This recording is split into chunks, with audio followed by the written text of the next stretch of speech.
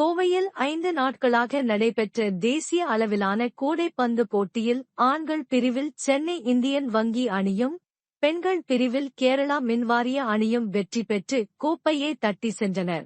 கோவை நேரு விளையாட்டு அரங்கில் கோவை மாவட்ட கூடைப்பந்து கழகம் சார்பில் தேசிய அளவிலான கூடைப்பந்து போட்டி கடந்த 5 நாட்களாக நடைபெற்றது. நாச்சிமுத்து கவுண்டர் மற்றும் சியாரை கோப்பைக்கான கூடைப்பந்து போட்டியில் தமிழகம், கேரளா, கர்நாடகா, டெல்லி உள்ளிட்ட பல்வேறு மாநிலங்களில் இருந்து வீரர் வீராங்கனைகள் பங்கேற்றனர். ஆண்கள், பெண்கள் என தனித்தனி அணியாக நாக் அவுட் முறையில் போட்டிகள் நடைபெற்றது. இறுதி சுற்றில் நடைபெற்ற கூடைப்பந்து போட்டியில் பெண்கள் பிரிவில் மின்சார வாரிய அணி மற்றும் தென்மேற்கு ரயில்வே அணி விளையாடியது. இதில் கேரளாவை சேர்ந்த மின்சார அணி அதிக புள்ளிகளை எடுத்து 75,000 ரொக்க பணம் மற்றும் சியாரை கோப்பையை கைப்பற்றி தட்டிச் சென்றனர். அதேபோல ஆண்கள் பிரிவில் இந்தியன் வங்கி அணி மற்றும் இந்திய விமானப்படை அணி விளையாடியது.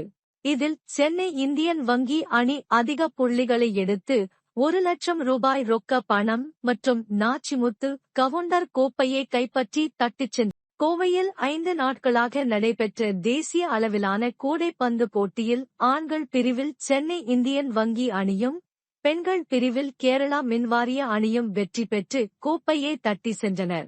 கோவை நேரு விளையாட்டு அரங்கில் கோவை மாவட்ட கூடைப்பந்து கழகம் சார்பில் தேசிய அளவிலான கூடைப்பந்து போட்டி கடந்த 5 நாட்களாக நடைபெற்றது.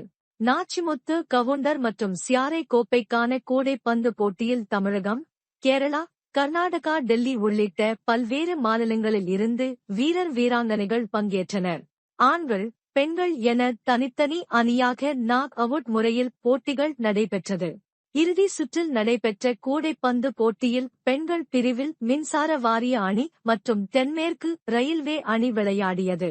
இதில் கேரளாவை சேர்ந்த மின்சார அணி அதிக புள்ளிகளை எடுத்து 75,000 ரொக்க பணம் மற்றும் சியாரை கோப்பையை கைப்பற்றி தட்டிச் சென்றனர். அதேபோல ஆண்கள் பிரிவில் இந்தியன் வங்கி அணி மற்றும் இந்திய விமானப்படை அணி விளையாடியது.